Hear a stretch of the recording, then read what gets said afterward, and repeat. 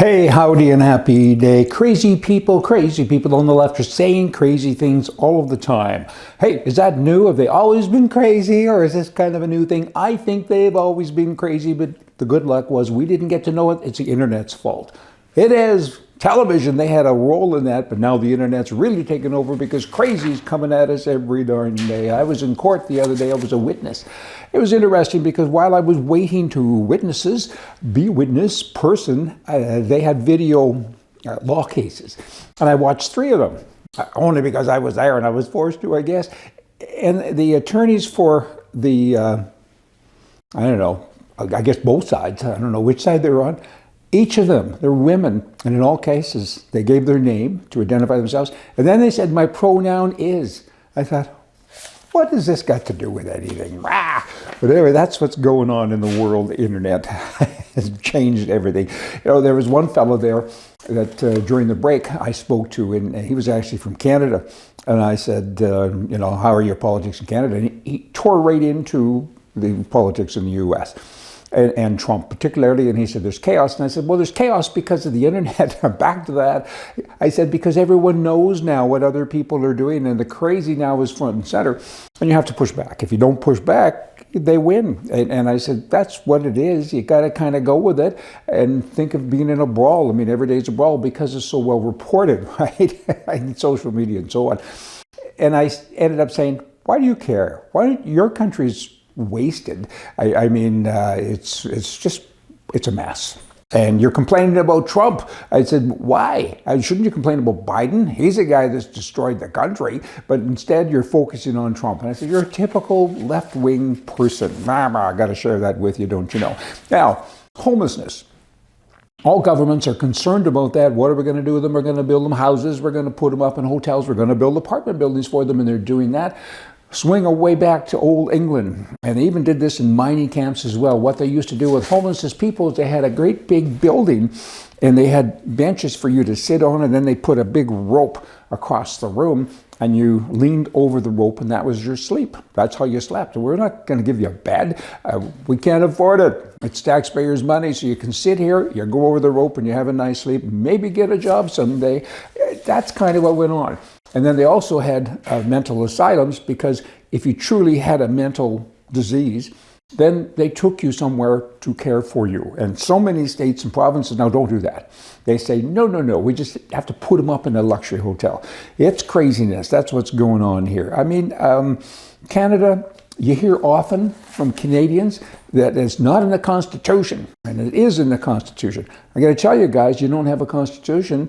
You don't. It wasn't ratified. Quebec never signed it, and even if they did, it doesn't matter. It's used often. Governments say, we have this Charter of Rights. Well, you don't, because it says right in the Charter of Rights, you have this right as long as we agree, as long as we decide. We, of course, being the people that are in power at the moment, and they're left-wing people, so the Charter of Rights Constitution is non-existent. So how are they governed then?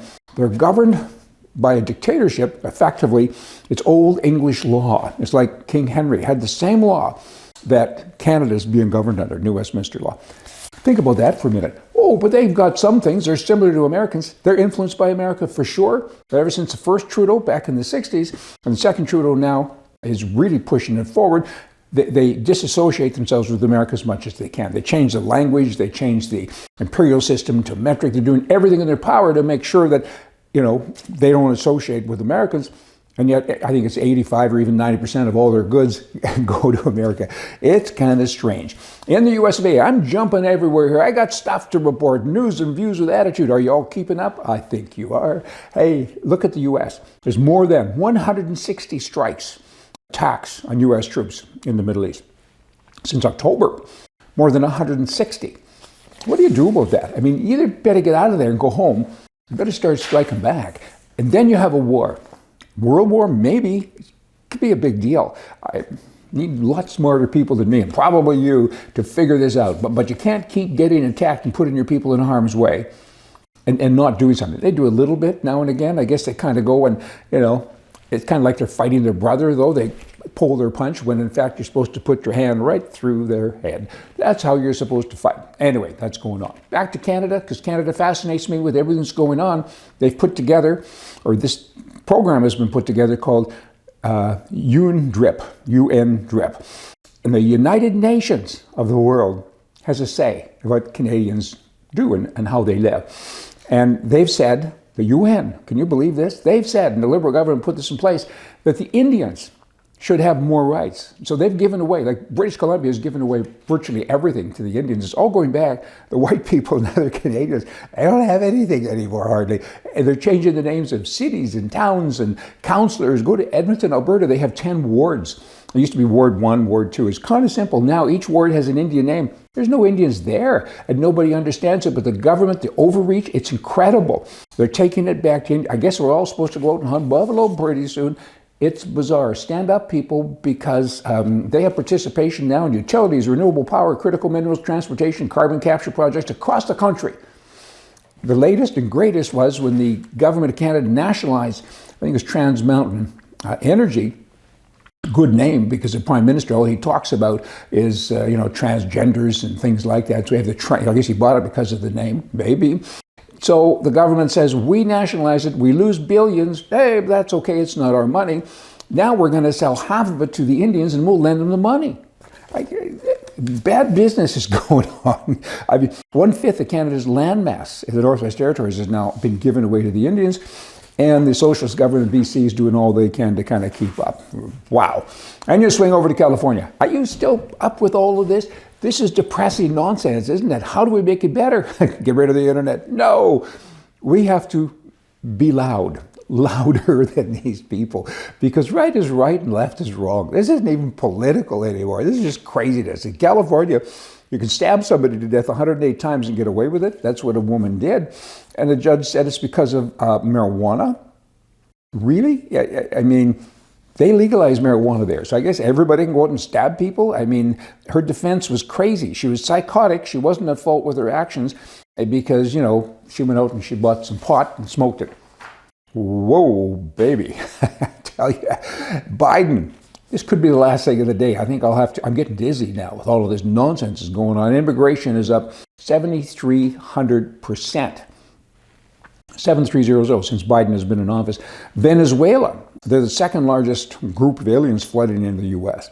And Venezuela, almost 8 million people in that country have left the country because of socialism. They had a chance to vote. They screwed up their country. Now they're coming to another country to screw it up? Maybe. I mean, this is bad.